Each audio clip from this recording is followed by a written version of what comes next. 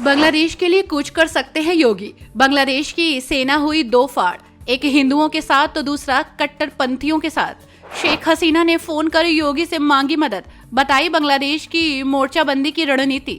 योगी ने की हिंदुओं की हौसला अफजाई, जरूरत पड़ने पर भारत से सेना भेजेंगे बुलडोजर बाबा।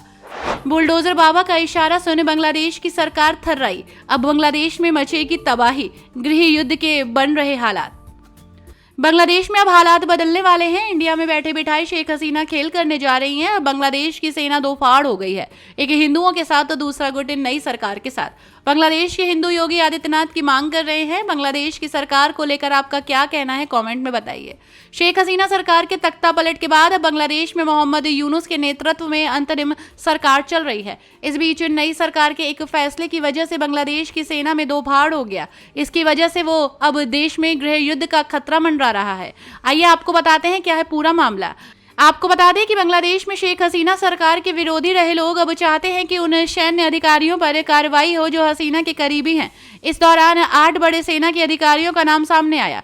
यूनुस सरकार पर इन अधिकारियों को गिरफ्तार करने का दबाव है, जिसे लेकर अब सेना में नाराजगी है। बांग्लादेश की सेना हसीना गुट और यूनुस गुट में बढ़ती नजर आ रही है। मोहम्मद यूनुस के नेतृत्व वाली अंतरिम सरकार अगर हसीना समर्थक सैन्य अधिकारियों को गिरफ्तार करती तो बांग्लादेश में गृह युद्ध शुरू हो सकता है। मीडिया रिपोर्ट्स के मुताबिक हसीना के करीबी जिन अधिकारियों पर मुकदमा चलाने की बात हो रही है वे सभी सेना के बड़े पर्दे पर हैं।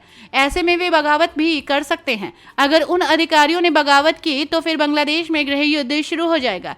वहीं बांग्लादेश के सेना प्रमुख जनरल वकरुज्जमान ने बुधवार 14 अगस्त को खुलासा किया। उन्होंने पिछली अवामी लीग सरकार के कुछ प्रभावशाली लोगों को शरण दी ताकि उन पर किसी तरह के हमले को रोका जा सके। बांग्लादेश के सेना प्रमुख ने अल्पसंख्यकों के मुद्दे पर कहा कि अभी तक 20 जिलों में अल्पसंख्यकों से जुड़े कुल 30 हमले हुए। उन्होंने कहा, हम घटनाओं की जांच कर रहे हैं, हम अपराधियों को न्याय के कटघरे में लाएंगे और सभी को सजा दिलाएंगे।